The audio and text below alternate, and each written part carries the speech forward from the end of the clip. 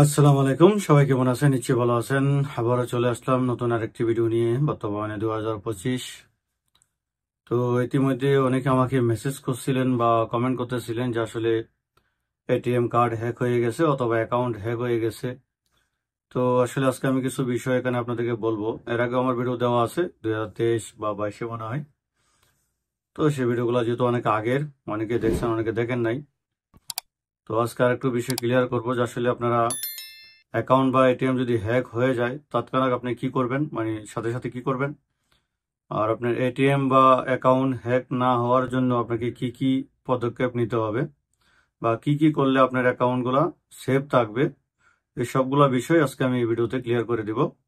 তো আশা করি যদি আপনি পুরো ভিডিওটা দেখেন তাহলে আবার আপনার এই হ্যাক হয়ে গেছে বা হ্যাক হয়ে যাবে বা এটিএম হ্যাক হয়ে গেছে এই সমস্ত বিষয় নিয়ে আপনি কাউকে কমেন্ট অথবা কারো কাছে যেতে হবে না, যদি ভিডিওটা পুরো দেখেন। আর অনেকে আছেন হয়তো ভিডিওটা একটু ক্লিক করে 1 মিনিট দেখেই আবার কমেন্ট করবেন যে আমার এমুক হয়েছিল অমুক হয়েছিল। তো এটা ভাই করবেন না, অবশ্যই ভিডিওটা পুরো দেখেন।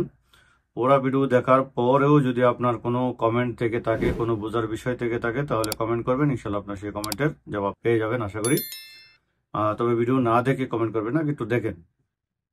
তো প্রথমত আসেন যে আপনি তো প্রথম আসেন যে আসলে আপনার অ্যাকাউন্ট যদি হ্যাক হয়ে যায় তাহলে আপনি কি করবেন। তো এখানে দুইটা জিনিস হ্যাক হইতে পারে, এক আপনার অ্যাকাউন্ট হ্যাক হয়ে যায়, আবার হতে পারে আপনার এটিএম কার্ড হ্যাক। তো এই দুইটা কিন্তু আলাদা বিষয়, কারণ এটিএমটা বেশিরভাগ হ্যাক হয়ে যায়, তবে অ্যাকাউন্টগুলো কিন্তু বেশিরভাগ হ্যাক হয় না। তবে তারপরেও যদি কোনো কারণে হয়ে যায় তাহলে আপনি কি করবেন।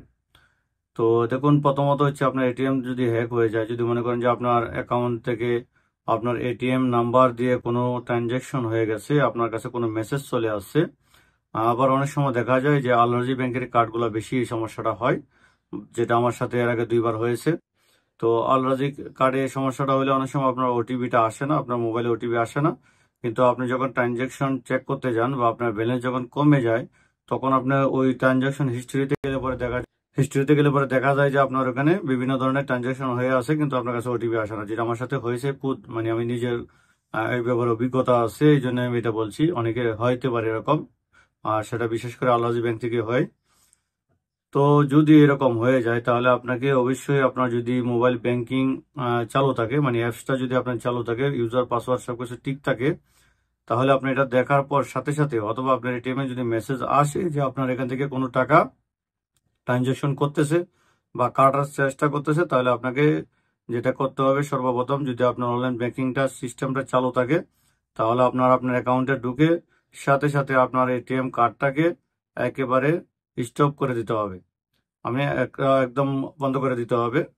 স্টপ করে দেওয়ার পর আপনাকে আবার নতুন কার্ড নিতে হবে। সেক্ষেত্রে আপনার যদি কার্ডের ডেট বেশি দিন বাকি থেকে থাকে, 2 বছর, 2.5 বছর, 1 বছর, তাহলে আপনাকে 35 রিয়াল কাটবে চার্জ, মানে 34 রিয়াল 50 পয়সা আপনার চার্জ কাটে একটা এটিএম কার্ড নিতে গেলে, সেটা যে কোনো ব্যাংকের।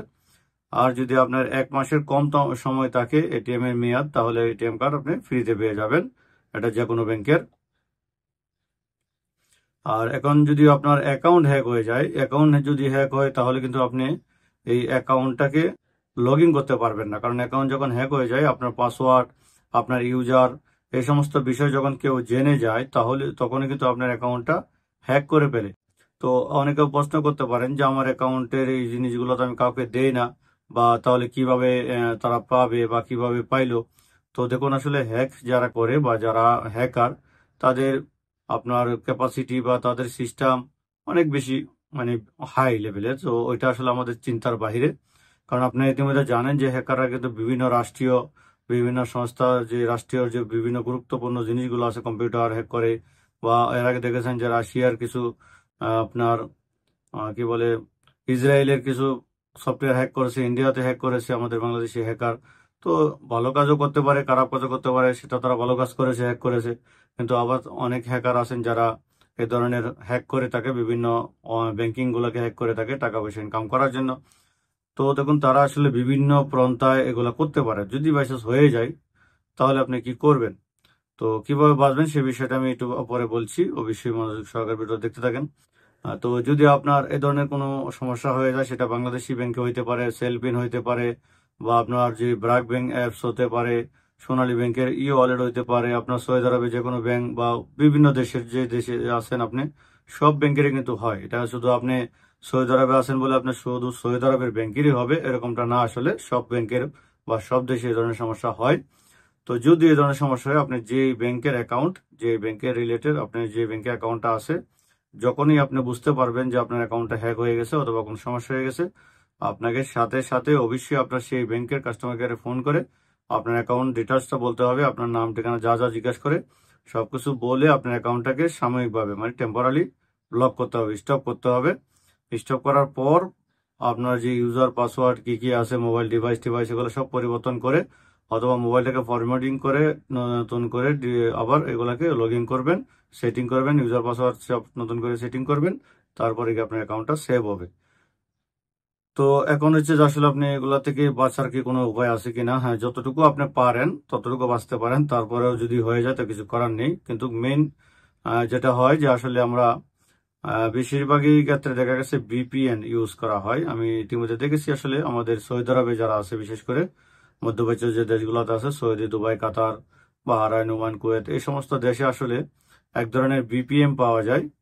তো ভিপিএন গুলা যদি ব্যবহার করেন আপনি, আসলে আপনি এটা বুঝেন না। আপনি যখন গুগলে সার্চ করবেন বা যে কোনো জায়গায় সার্চ করবেন, আপনি যখন ভিপিএনটা মোবাইলে ইনস্টল করেন, ইনস্টল করার সময় কিন্তু আপনার কাছ থেকে অনেকগুলো পারমিশন নিয়ে নেয় তারা। আপনি যখনই ভিপিএনটা ওপেন করবেন মোবাইলে, তখন আপনার কাছ থেকে কন্ট্যাক্ট পারমিশন, ফটো পারমিশন, এই ধরনের অনেকগুলো পারমিশন নিয়ে নেয়। দ্বিতীয় হচ্ছে আপনি যখন এই যে ভিপিএন পিনটা ডালবেন আপনার মোবাইলে, যে তারা একটা পিন দেয়, ওই পিনটা যখন ব্যবহার করবেন তখনও কিন্তু তারা আপনার কাছ থেকে একটা পারমিশন নেয়। তো এই পারমিশন দেওয়ার মানে হচ্ছে আপনার মোবাইলের যত ফটো গ্যালারি আছে, যত কন্ট্যাক্ট ইনফরমেশন নাম্বার আছে, আপনার মোবাইল মানে আপনার কথা বলতে গেলে আপনার মোবাইলের আইপি নাম্বার, আপনার মোবাইলের যে যে লক আছে, এই সব কিছু ইনফরমেশন গুলো কিন্তু তখন ওই তাদের কাছে চলে যায় যারা আপনাকে এই ভিপিএন পিন গুলা দিচ্ছে। আর একটা কথা, আসলে ভিপিএন কি, ভিপিএন কিন্তু আসলে কোনো ধরনের বৈধ কোনো লাইন না, বা আপনাকে বৈধ কোনো লাইন বা সৌদি আরব বা কাতার যে দেশে আছেন ওই দেশের গভর্নমেন্ট পারমিশন কিন্তু কোনো লাইন বা কোনো পিন নাম্বার কিন্তু এটা না।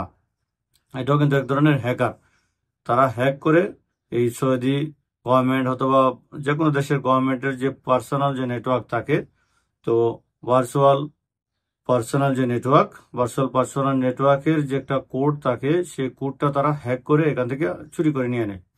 তো ওইগুলা যখন হ্যাক করে চুরি করে নিয়ে নেয়, তখন ওই পিনটা যখন আপনি ব্যবহার করেন, তখন সৌদি অথবা যে কোনো দেশে গভর্নমেন্ট নেটওয়ার্ক যেটা আপনার ভার্চুয়াল পার্সোনাল নেটওয়ার্ক যেটা, ওইটা কিন্তু আপনার মোবাইলে কানেক্ট হয়ে যায়, যার জন্য আপনি আসলে কম পয়সায় বা ভালো স্পিডে যেসব জিনিস আপনার নর্মাল নেটওয়ার্কে ওপেন হয় না, আপনি যখন ভিপিএন লাগাবেন তখন কিন্তু ওই সমস্ত জিনিসও মোবাইলে ওপেন হয়ে যায়। তো তার মানে বুঝতে পারছেন। তো যারা আপনাকে ভিপিএন নাম্বারগুলো দিচ্ছে, সাধারণ পাবলিক, তারা হয়তো সেটা বুঝছে না, কিন্তু যাদের কাছ থেকে মেইন যে অরিজিনালি আপনাকে ভিপিএন নাম্বারটা তৈরি করে দিচ্ছে, তারা কিন্তু এক ধরনের হ্যাকার। তো যখন আপনি মোবাইল এটা ইনস্টল করেন আর যখন আপনার মোবাইলে সবকিছু পারমিশন দিয়ে দেন, তখন দেখা গেছে আপনার মোবাইলের যে অনেক সময় অনেকের পাসওয়ার্ড, অনেকের ইউজার, এগুলা ফটো উঠাইয়া মোবাইলে রাখা হয়, ফটো থাকে মোবাইলে। তো ওই ফটোগুলো কিন্তু তারা দেখতে পারে, মানে ওই ছবিগুলো তারা দেখতে পারে যে আপনার অমুক ব্যাংকের পাসওয়ার্ড, অমুক ব্যাংকের ইউজার এরকম লেখা থাকে। তো ওই ফটোগুলো দেখে কিন্তু তারা খুব সহজেই আপনার এই মোবাইলটা, আপনার অ্যাকাউন্টটা হ্যাক করে নিতে পারে। তো অনেকে আবার বলবেন যে ওটিপি আসে না। তো ভাই, আসলে হ্যাকারদের কাছে অনেক ধরনের সিস্টেম থাকে, যেটা আপনি নর্মালি ওপেন করতে গেলে ওটিপি লাগে, কিন্তু তারা অনেক ধরনের সিস্টেম আছে, ওই সমস্ত সিস্টেমে যখন করতে যায় তখন ওটিপি ছাড়াও কিন্তু এটা লগ ইন করা যায়। তো এখন আপনাকে যেটা করতে হবে আসলে, যত সম্ভব আপনার মোবাইলে ভিপিএনটা ইউজ করবেন না, যদি আপনি অনলাইন ব্যাংকিং, আপনার মোবাইলে কোনো ধরনের সফটওয়্যার অথবা আপনার মোবাইলে কোনো ধরনের এই ধরনের ফটো থাকে, যে আপনার মোবাইল ইউজার পাসওয়ার্ড এই ধরনের লেখা থাকে, তাহলে সবচেয়ে বেশি বেস্ট হচ্ছে আপনি ভিপিএন ইউজ না করা। আর দ্বিতীয় হচ্ছে, আপনার কাছে অনেক সময় বিভিন্ন ধরনের লিঙ্ক আসে, ইউটিউবে থেকে দেখবেন, আপনার ফেসবুকে অথবা আপনার মেসেঞ্জারে, আপনার হোয়াটসঅ্যাপে, আপনার মোবাইল মেসেজে অপশনে এক ধরনের মেসেজ আসে, আপনাকে বিভিন্ন ধরনের অফার করা হয়, বিভিন্ন মার্কেট, বিভিন্ন ধরনের শপিং, বিভিন্ন ব্যাংকিং, এই ধরনের কিছু অফার দেওয়া হয়, যে লোভনীয় অফার, মানে মানুষের লোভ লেগে যায় যে আসলে মনে হয় আমি এটা রেজিস্ট্রেশন করলে আমি এত টাকা ক্যাশব্যাক পেয়ে যাব, অথবা আমি এই মুখটা থেকে একটা পুরস্কার পেয়ে যাব। তখন ভুল করে আসলে ওই সমস্ত লিঙ্কে আমরা ক্লিক করে ফেলি। তো দেখুন এই সমস্ত লিঙ্কে যখন আপনি ক্লিক করবেন তারা ওইভাবে লিঙ্কটাকে তৈরি করে আসলে, যে আপনার লিঙ্কে ক্লিক করার পর যখন আপনার মোবাইলে ক্রোম ব্রাউজারে গিয়ে আপনার এই নেটটা কাজ করবে, মানে আপনার ক্রোম ব্রাউজারটা ওপেন হবে, সাথে সাথে আপনার মোবাইলের পুরো ইনফরমেশন, পুরো ডিটেলস, পুরো কন্ট্রোল তাদের কাছে চলে যাবে। তখন কিন্তু আপনার এই মোবাইলটা হ্যাক হতে পারে, কিন্তু সাথে সাথে আপনি সেটা বুঝতে পারবেন না, কিন্তু পরবর্তী সময় বুঝতে পারবেন। এই জন্য দ্বিতীয় সতর্কতা হচ্ছে আপনি কোনো ধরনের লিঙ্কে কোনো সময় আপনি ক্লিক করবেন না, যেটা অপরিচিত কোনো লিঙ্ক। যদি অপরিচিত হয়, কেউ আপনার যে কোনো দরকার একটা লিঙ্ক দিয়েছে, সেটা আপনি জানেন যে আপনাকে বলে সে আপনাকে একটা লিঙ্ক দিয়েছে, তাহলে সেটা আপনি দেখতে পারেন। কিন্তু অপরিচিত কারো কোনো লিঙ্কে কখনোই আপনি ওপেন করবেন না, ক্লিক করবেন না। সেটা হলো দ্বিতীয় সংকেত। আর তৃতীয়ত হচ্ছে আপনাকে যদি কেউ ফোন করে, অনেক সময় আপনাকে ফোন করে বলে যে আপনার আকামা আপডেট করতে হবে, আপনার এটিএম আপডেট করতে হবে, আপনার অ্যাকাউন্ট ব্লক হয়ে গেছে, আপনার অ্যাকাউন্ট থেকে টাকা কেটে নিয়ে গেছে, মানে বিভিন্ন ধরনের পায়তারা করে আপনার সৌদি আরবের লোকাল নাম্বার দিয়ে, অথবা অনেক সময় টেলিফোন নাম্বার থেকেও ফোন করা হয়। আমি যেটা জানি বিভিন্ন সময় কিন্তু যে লাইন যে আছে টেলিফোন লাইন, ওই সমস্ত লাইন থেকে কিন্তু আপনাদেরকে ফোন করা হয় যে তোমার এই সমস্যা মুখ ব্যাংক থেকে করছি, আপনার এই আকামা নাম্বার বলেন বা আপনার অ্যাপসের পাসওয়ার্ডটা বলেন, এই সমস্ত কথা আপনাকে বলে। তো আপনি যদি ওই সমস্ত কথায় ফান্দে পড়ে যান আর আপনি কোনো গোপন ইনফরমেশন তাদেরকে দিয়ে দেন, তাহলে আপনার অ্যাকাউন্ট বা এটিএম হ্যাক হওয়ার সম্ভাবনা রয়েছে। তো এই সমস্ত বিষয়গুলো অবশ্যই মাথায় রাখবেন। আপনি কারোর সাথে অবশ্যই মাথায় রাখবেন, আপনি কখনোই আপনার কোনো ধরনের পার্সোনাল ইনফরমেশন কারোর সাথে কখনোই শেয়ার করবেন না। কারণ কোনো ব্যাংক, অরিজিনালি কোনো ব্যাংক কিন্তু আপনার কাছে ফোন করে কখনোই আপনার কাছ থেকে কোনো ধরনের পারমিশন তারা চাইবে না, এটা অবশ্যই মাথায় রাখবেন। তাই এই ধরনের ভুল কিন্তু কেউ করবেন না। দ্বিতীয় হচ্ছে কোনো ধরনের লিঙ্ক আসলে আপনি সেই লিঙ্কে ক্লিক করবেন না। তৃতীয় হচ্ছে আপনি যদি সতর্ক আরো ভালো করে থাকতে চান, তাহলে অবশ্যই বিপিএম ইউজ করবেন না। হয়তো অনেকে কমেন্ট করবেন যে ভাই আমি 5 বছর ধরে ব্যবহার করি, আমি 2 বছর ধরে ব্যবহার করি, আমার হ্যাক হয় নাই। এটা অনেকে আছে একটু মানে বেশি ব্রেইনি লোক, তারা আসলে এই ধরনের কমেন্টটা করে থাকে। তবে আসলে এই ধরনের হ্যাক কিন্তু প্রতিদিন বা প্রত্যেকটা ব্যাংকই হয় না, কখনোই আপনার হয়। তো এই জন্য সতর্ক থাকা ভালো। আপনার হয় নাই, হয়ে যেতে পারে, তখন কিন্তু আপনি আবার ঠিকই কাঁদবেন, বলবেন যে আসলে আগে থেকে শুনলে হয়তো ভালো হতো। কারণ আপনার অ্যাকাউন্টে কিরকম টাকা পয়সা থাকে সেটা আসলে যে অনেকের সময় দেখা গেছে হ্যাক হয়, কিন্তু সেটা আপনি টের পান না। দেখা গেছে হ্যাক করে আবার সেটা আপনাকে রিপ্লাই করে দেয়, মানে সেটা ছেড়ে দেয় হ্যাকাররা, তখন আবার আপনি সেটা বুঝতে পারেন না। দেখা গেছে ভালো একটা অ্যামাউন্ট নেই, আপনার অ্যাকাউন্টে টাকা নেই, সেই জন্য। তো যাই হোক, সব কথায় যদি আপনি ব্যবহার করতে চান সেটা আপনার ব্যক্তিগত ব্যাপার। তবে আমি মনে করি যদি সিকিউরিটির দিক দিয়ে চিন্তা করতে চান তাহলে এগুলো ব্যবহার করবেন না, এটা হচ্ছে আপনার জন্য সবচেয়ে বেস্ট। ওকে, তো সবাই ভালো থাকবেন। আশা করি ভিডিওটা অবশ্যই একটু হলেও উপকার হয়েছে বা ভালো লাগবে। তাহলে অবশ্যই সাবস্ক্রাইব করে রাখবেন এবং ভিডিওটা শেয়ার করে দিবেন, যাতে আপনার দ্বারা আরো মানুষ সেই বিষয়গুলো জানতে পারে। এছাড়াও যদি ভিডিওটা দেখার পরেও আপনার আরো ধরনের কোনো কমেন্ট থাকে, তাহলে অবশ্যই কমেন্ট করতে পারেন। ইনশাআল্লাহ চেষ্টা করবো আপনার সেই কমেন্টের জবাব দেওয়ার জন্য। তো আজকের মতো এই পর্যন্তই। সবাই ভালো থাকবেন। আসসালামু আলাইকুম রহমতুল্লাহি ওয়া বারাকাতুহু।